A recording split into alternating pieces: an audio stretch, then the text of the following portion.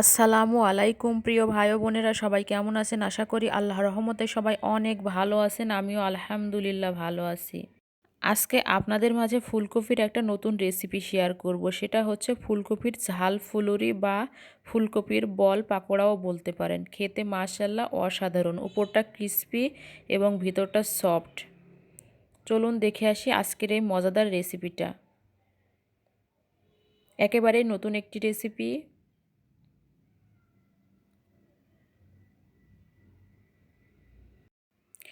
প্রথমে এখানে একটা ফ্রেশ ফুলকপি নিয়েছি, এর থেকে অর্ধেকটা আমি এখন কেটে নিব।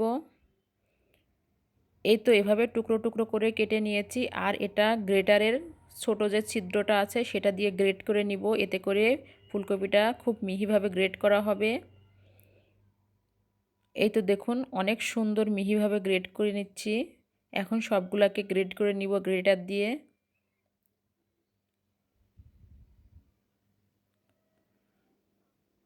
আর এই যে এই অংশটা ফেলে দেব, শুধু আমি ফুলকপির ফুলগুলাকেই নিব।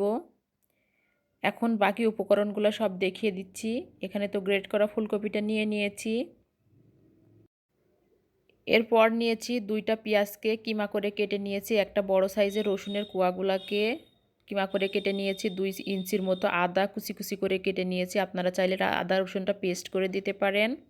এরপর নিয়েছি দুইটা কাঁচামরিচ কুচি এবং 1 টেবিল চামচ চিলি ফ্লেক্স। তারপর নিয়েছি 1.5 টেবিল চামচ বেসন, 1 টেবিল চামচ কর্নফ্লাওয়ার, 1.5 টেবিল চামচ চাউলের গুঁড়া, হাফ চা চামচ কালো জিরা এবং কিছু ধনিয়া পাতা কুচি। এখানে আপনারা ঝালের পরিমাণটা কম বেশি করতে পারেন। ঝালটা বেশি দিলে এই নাস্তাটা খেতে বেশি টেস্ট লাগে, কেননা ফুলকপির তো তেমন কোনো টেস্ট নাই। এখন দিয়ে দিচ্ছি স্বাদ অনুযায়ী লবণ, হাফ চা চামচ হলুদের গুঁড়া এবং হাফ চা চামচ ভাজা মশলার গুঁড়া।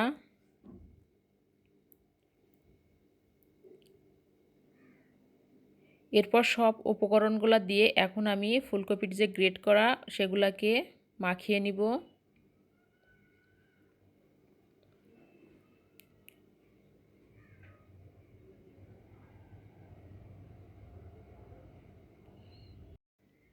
এখন সব উপকরণগুলো গ্রেট করা ফুলকপির সঙ্গে এভাবে হাত দিয়ে চেপে চেপে মেখে নিব। ফুলকপি থেকে হালকা একটু পানি বের হবে, এতেই ভালোভাবে মাখা হয়ে যাবে।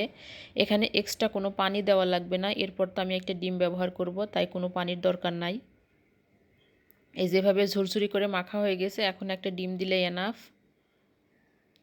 দিয়ে দিচ্ছি একটা ডিম। ডিমের সঙ্গে ভালোভাবে মেখে সফট একটা ডো তৈরি করে নিব।